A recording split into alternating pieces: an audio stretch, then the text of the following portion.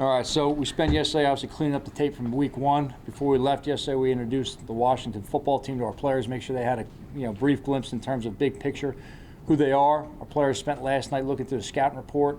Some of the preliminary cut-ups we had made for them came in today. We're going to focus this morning, simulating more of a Wednesday install, which would include early downs, punt return, field goal block.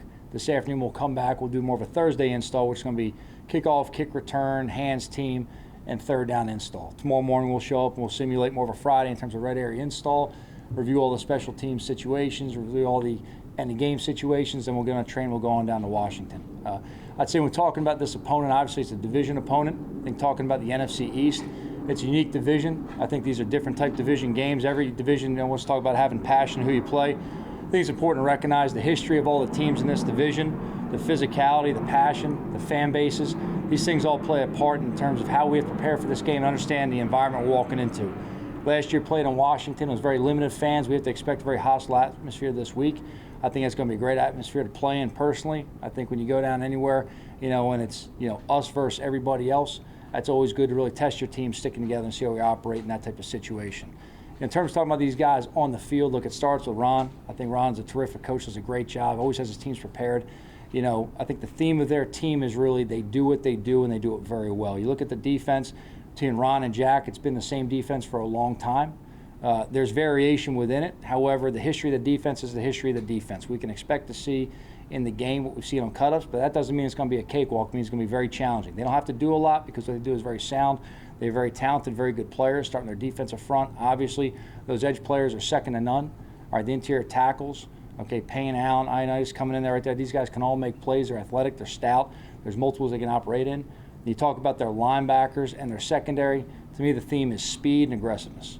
These guys play very downhill. They're aggressive to get in the box, aggressive to make plays, aggressive to jump routes on the outside. They're fast. They flow over the top. They play off what the disruption the front calls in front of them, and they do a good job right there limiting big plays. You play against this team, you have to be prepared to go down the field tick by tick by tick. They're a very good team situationally, getting off field on third down, red area.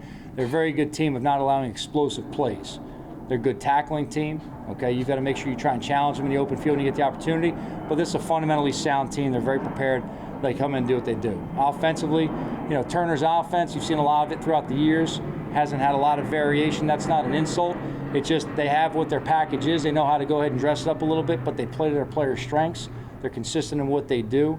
They're able to produce plays. Then you talk about their offense. Obviously, they've added explosive weapons on the outside. They drafted Brown. They signed Samuel. I know he's on IR right now, but the focus for their offense has been adding explosive plays, pushing it down the field. Fitz not playing the game, but you really look at how Fitz plays and really giving that element. I think the thing you talk about with Heinicke replacing Fitz, they both have a lot of similarities in terms of their competitiveness, how they play and think on their feet, how they improvise in the game, how they extend plays. These guys are really true gamers, and I say gunslinger in a very complimentary way for these guys. These are guys you cannot sleep on. I have a lot of respect for Fitz. I think it's important to see everybody's players in the game. See everybody play. We cannot sleep on Heinicke. This guy's a good player. This guy's a talented player. This guy goes out there and he plays 60 minutes. He's going to give us everything we can handle. We've got to be very prepared. We have to play very sound, very disciplined, and very aware with him on the field. You tie in, obviously Logan Thomas, one of the top tight ends in the league. They do a terrific job, third down, red area, using this guy. They're going to find ways to isolate this guy in space and get him in the right matchup. He's a big catch radius type of guy, makes a lot of contested catches. He's a tough matchup. You got to get him before he gets going. That's easier said than done. Got to make sure we get the right matchups and we understand how to play against this guy. And then obviously you talk about the backs. Look, Gibson, McKissick, you can hand these guys the ball. They can make plays. You can throw screens to them. You throw checkdowns to them. You get them a swing route. You can put them out in the actual route going. They're very versatile. You can have these guys on the field. It could be 21 out personnel, meaning the fullbacks out of the game, so 2 halfbacks. And is it 21? Is it 11? They're really creating receivers with their running backs and, spinning multiples. They can get to the same schemes in multiple personnel groupings. So it's a great challenge to these guys right here. Special teams-wise, Nate's a great coach. They're really built, for coverage units. They've got a very good core, very talented specialists, big leg specialists. I think Tress Way's been one of the top punters in this league for a long time. This guy's extremely fast. He's tough to pressure. You don't want to waste too much time really trying to go after this guy. Does a great job getting down the field. They got speed on the outside with their gunners to force fair catches. The other thing is you got to do a good job with Tress of the balls on the ground of stopping the roll. He gets a lot of hidden yardage for the net punt that comes off of balls that are not fielded, that he gets rolling towards the goal line. They steal extra yards right there. So we've been very sound with our specialists this week. We got to be sound in our protection units. These guys will do a great job putting size on the inside. We expect to see some size in the A-gap, trying to test our protection, as well as on the field goal protection. These guys do a really good job coming off the edge. And you got to make sure that you're stout in there. You protect for your specials. We give Graham a chance to get the ball off.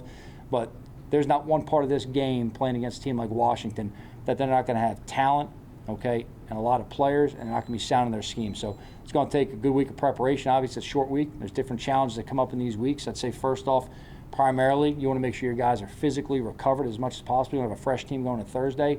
The best way we can equate it to our players is you come off of a game on Sunday. All right, you're really getting ready for a Thursday practice, which for us is a higher volume, higher tempo type of practice. We had a lot of different situations, normally a longer practice on the field for us throughout the week. So our guys can have a little bit of simulation in terms of knowing what they have to prepare for in that short period of turnaround. And then mentally, you want to make sure that you can go out there, operate, and execute whatever you ask your team to do. It's very important you understand who the opponent is. It's also very important you understand who you are and how you have to execute and you have to play. So that being said, we have a lot of work to get done in a short period of time for Washington. When we get on this train, we want to make sure our guys are prepared. All right, and when we get there Thursday night, obviously we want to make sure they're ready to go out there physically, mentally, be able to run and hit and play fast football. That being said, I'll open any questions you may have. Joe, I know you're always confident in all your players, Yep. but did you get more confident, I guess, in your offensive line? You just spent some time on how good Washington's defensive line is. The way your offensive line held up against Denver's pass rush, did that? Yeah, you guys ask me all the time about the offensive line, and that's your job. It's supposed to be. You guys are asking the right questions. I see a lot of things at practice. Talk all the time about I see things that you can build with. I see things you can build with. Okay, I see things in practice. Like the number one thing in my mind, like, look, I'm telling you right now, like you come into my meeting on a Monday, like I don't care if you win by 30, lose by 30. It's always the same tone, same meeting. I kind of try to keep it like this. And when I turn the tape on, the first thing I see is, what do I have to correct right now? What's the opponent watching? What do we got to fix? How do we help our team right now? And go out there and teach our players of how we've got to fix it. So the first thing I'm thinking is corrections. But then I'm looking for, what did we do well enough to win? What can we build on? When I watch our offensive line, the first thing that starts with any offensive line is, all right, the camaraderie. They got to play together. Now, some teams, that's just 5. I say all the time, you're on the trip, you're playing. Okay, I want all of our guys playing. I want to build in chemistry and make sure we have the right kind of mixes that we don't only get in a situation where someone has to play because of need. I want to play guys playing because we're developing all of our players. We're going to be able to play with all of our players on our roster. We keep bringing them along. We can play a little bit fresh, a little bit ahead. So start with the camaraderie with those guys. Like, look, what's said on the outside, we don't worry about on the inside, okay? But they're aware of it. They're aware of it. You know, it's a challenge for these guys. And I like the way they respond to that every day. They come out and they work, and they don't really care what's being said about them. It's not going to deter from how they work and stick together as a team and support each other. You know, they go against a very tough defensive front every day in practice, ours. So whether it's one-on-ones, two-on-twos, games inside, you know, they're going against a very talented front. They got guys who are going to get after them every single day. So we like that because we feel that when you play a front like Washington's, who's very talented, obviously, we've prepared them for that. So they've seen a lot of the things talent-wise, speed-wise, power-wise, and schematically they're going to see from different opponents. So I wasn't surprised to see our guys go out the other day and operate the way we plan on going out there and operating. I wasn't. I expect them to go out there and play well. Are there things you got to clean up? Yeah, absolutely. There's always something you got to clean up. And I always start with, what do I have to clean up as a head coach? What do I have to do better? What can I help the coordinators do better? What can we get the position coaches doing better? And then we got to get to the players. Until we get it right as coaches, the players can't do anything, okay? So we're going to always look to fix things and clean things up. However, along those lines, I'm not surprised by the way the offensive line plays, okay? I see the way they work every day. I know what we demand on those guys. I know the situations we put them in to challenge them and make it tough, make it tougher than it's going to be in the games a lot of times. I see how they respond to it. You know, I like the way they respond to coaching. I like the way they respond tough criticism. Pardon, so I'll edit that one out. Tough criticism, okay? So, you know, I'm not surprised the way these guys played because of how they work. Joe, playing off that. With Shane, did he re-injure his knee, or is that just something you guys are going to have to manage? Everyone's got individual things we got to account for.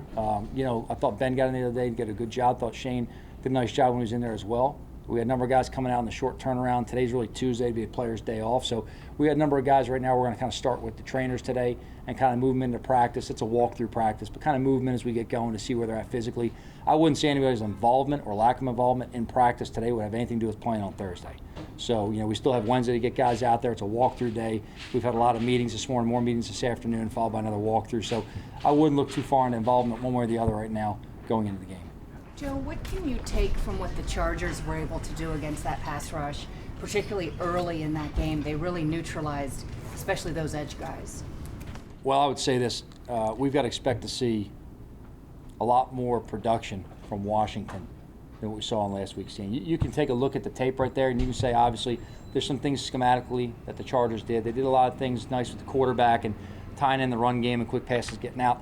However, to me, anybody you play, you have to expect to get their absolute best. It's a division game. Like, look, you try to fall asleep on someone because you think they didn't, do what you thought they were going to do in the first game. Like I promise you, we're going to see the best Chase and Sweat have to offer. Like, that's not going to be a surprise to us. We know we're going to get their absolute best.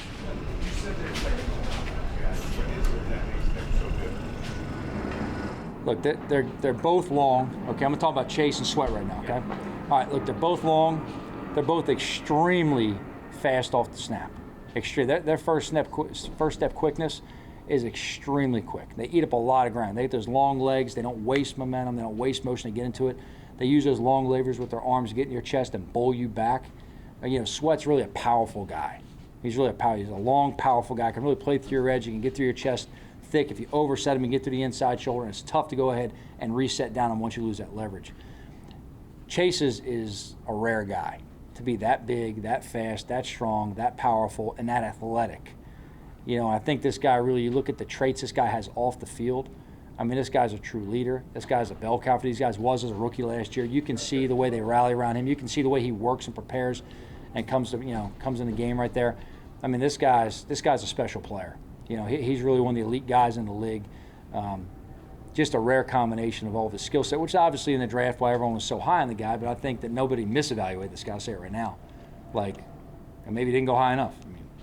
We only have time for two more. Joe, on the quarterback position, you obviously spent 8 years with the best to ever do it. Just curious, when you're coaching Daniel, do you ever talk to him about things that Brady did in terms of preparation, attention to detail, ball security? And if so, does Daniel embrace those conversations? Yeah, I don't try to live in the past. Obviously we share experiences with all of our players from places we've been. You've got to use your experience with other players in terms of things that may have helped them along the way. I don't try to live in the past. I don't want to walk in anything and say this is how somebody else did it. You do it that way. You can't emulate or imitate anybody. Look, Daniel prepares extremely well. Daniel goes out there and practices hard every day. He goes out there. We have confidence in him because of the way he prepares on a weekly basis, doing everything it takes to be ready for the game. In terms of going ahead and reflecting back on what somebody else did, sometimes you can tie that in a little bit schematically. Maybe you're talking to a receiver on a different kind of route pattern or some kind of stem. You can kind of say, hey, listen, this is how some guys used it. But you use that from tape you see on tape every week. I mean, you can watch Denver from us just playing them and telling our receivers, hey, see how Judy did this right here? Like, that's a good way of doing it. That's some good, savvy and mannerisms right there. You can watch the Chargers and say, hey, you see how they ran this route right here? If we're going to have something similar in the game plan, this way we can go ahead and set it up right there. So you want to use everything available you have as a tool to teach. Anything that you can use to paint a mental image for your players and get them to go out there and play faster because they can understand exactly what you're looking for, you want to use that and not waste any opportunity. But do I walk in and I say, hey, I've had the opportunity to be around really good players at other positions, you should do it this way? Absolutely not. Everyone's a unique player. You let them play to their strengths. You let them be their own player. We've got to go ahead and teach as best we can, but we're not looking to try to go ahead and make anybody, a version of anybody else. We want the New York Giants to be New York Giants. One more, last one. Is Evan Engram is going to be able to go this week, or? Yeah, I hope so. I know he's been pushing. He had a real good day of rehab the other day, moving along. He's making a lot of jumps in terms of how he's working. We'll see where he is today physically. Reevaluate that probably tomorrow, based on how today goes, and we'll see if he can get ready for Thursday.